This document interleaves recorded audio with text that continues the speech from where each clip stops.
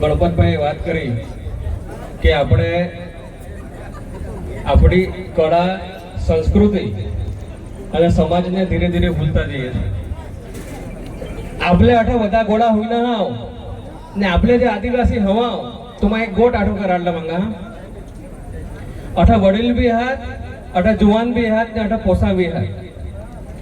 પહેલે હોળીમાં આપણે કઈ કરજો માં કરીને માને માગું તમને કરલા આપણે આદિવાસી ને સાચી ઓળખ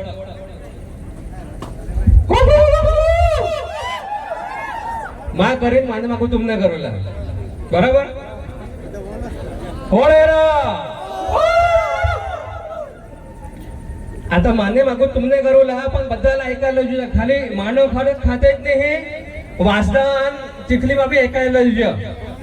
હોળેરા હોળીની હા પણ 9મી ઓગસ્ટ આપણા માટે સૌથી મોટો તહેવાર હા કે નહીં? હા આપણી ઓળખ હા કે નહીં?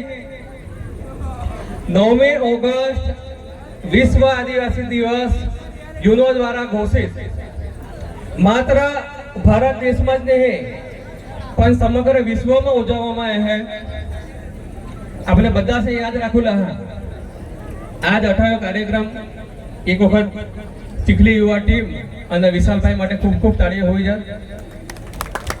9મી ઓગસ્ટ વિશ્વ આદિવાસી દિવસના સુંદર મજાના કાર્યક્રમ. એક કહેવત આ બાપથી બેટા સવાયા ડોક્ટર અમૃત સાહેબને એ વિસ્તાર માટે ખૂબ સારા કામ કરે પણ આજ ડોક્ટર વિશાલ સાહેબ વિશાલભાઈ એક વખત આગળ આવો.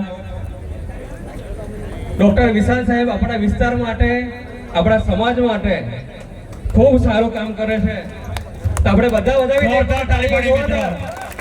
જય આદિવાસી જય જય કરતા રહેજો. આપણા સમાજને ઉજાગર કરતા રહેજો. 9મી ઓગસ્ટનો કાર્યક્રમ પૂરો થઈ જાય આપણે બધાએ નાચી લીધો પ્રોગ્રામ જોઈ લીધો પછી ભાઈ ભૂલી નથી જવાનો. અહીંયા જેટલા બી જુવાનિયા છે એટલે કે મારી વિનંતી છે આજે અહીંયા આપણે રહીએ ને ત્યારે આ કુકડા પટેલ છે આ ધોળિયા પટેલ છે આવી રીતના આપણે સામાજિક વાડાઓમાં વેચાઈ જઈએ છીએ પણ જ્યારે આપણે બહાર જઈએ ને ત્યારે આપણે આદિવાસી તરીકે જ ઓળખાતા છે ભાઈ. એટલે બધાએ યાદ રાખવાનું છે આદિવાસી એક છે. હવે મારી સાથે નારા બોલાવજો. જય જોહર का नारा है भारत देश हमारा है. जय जोहार का नारा है अजू जोरवा भाई. जय जोहार का नारा है भारत देश हमारा है. जय जोहार का नारा है भारत देश हमारा है. આપણે કોણ? आदिवासी आदिवासी આપણે કોણ? आदिवासी આપણે કોણ? आदिवासी.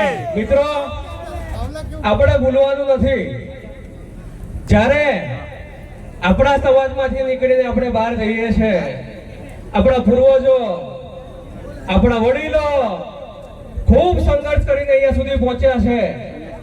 આજે જ્યારે વિશાલભાઈ અહીંયા બધાનું સન્માન કર્યું છે સાત રત્નો જ કહેવાય એવા રત્નોનું આપણા સમાજનું સન્માન કર્યું છે ત્યારે મારી છાતી પણ ગદગદ ફૂલે છે. આપણા સમાજમાં ડોક્ટર બનવું એન્જિનિયર બનવું હવે અઘરું નથી. વાત કરી તેમ આપણા સમાજમાંથી પાયલોટ પણ બની ગયા એન્જિનિયર પણ બને છે ડોક્ટર પણ બને છે. હું પણ મામલતદાર હતો. હવે શું બનવાનું છે? હવે આપણે ભાઈચારો વધવાનો છે. આપણે બધા એકબીજાના ભાઈ બનવાનો છે. એકબીજાનો હાથ પકડીને આગળ જવાનો છે. મિલનભાઈ ખૂબ સરસ ભલે ગીત રેપ ગાઈને આપણી વચ્ચે મેસેજ આપીને ગયા. આપણે જ્યારે એક સારી નોકરી મળી જાય એમણે વાત કરી કે ભાઈ બહારના માણસ આવીને આપણા વિસ્તારમાં નાની મોટી દુકાન કરીને ધંધો કરે. આપણે કોઈ સમાજનું નામ નથી લેતા મિત્રો. આપણો વિસ્તાર છે આપણો સમાજ છે. જ્યારે આપણા સમાજમાંથી કોઈ માણસ આવો લારી ગલ્લો નાખે ત્યારે આપણને શરમ અનુભવી કે ભાઈ જો ને આ તો ચાની લારી ચલાવે કે આ તો પાણીપુરીનો ઠેલો ચલાવે. આપણે જેની મજાક કરીએ છીએ ને આપણે કેવું કોલર ટાઈટ કરીને ઇન્સર્ટ કરીને ફરવાનો કેટીએમ ગાડી લઈને ફરવાનો ફોર વ્હીલ લઈને ફરવાનો એપલનો આઈફોન લેવાનો. પણ જ્યારે આપણા મિત્રને કોઈ જરૂર પડે નાની મોટી દુકાનમાં જરૂર પડે કે બીજી કોઈ જરૂર પડે ત્યારે આપણે મદદ કરતા નથી. અને એને હસી નાખીએ છીએ. એટલે આજે તમને બધાને હું વિનંતી કરવા આવ્યો છું કે 9મી ઓગસ્ટ એ માત્ર નાચવા કૂદવાનો દિવસ નથી. 9મી ઓગસ્ટ એ આપણને યાદ કરાવે છે કે આપણે તમામ આદિવાસીઓ જે આપણો નારો છે કે ભાઈ એક તીર એક કમાન એક સારે આદિવાસી એક સમાન.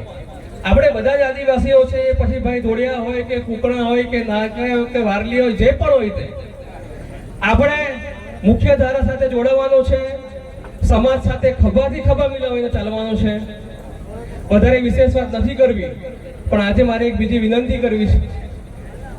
આ વર્ષ એટલા માટે પણ મહત્વનું છે કે આપણે બધા જ જાણીએ છીએ આપણા સૌના આદર્શ ભગવાન બિરસા મુંડા, જેને આપણે ભગવાનનું બિરુદ આપ્યું છે.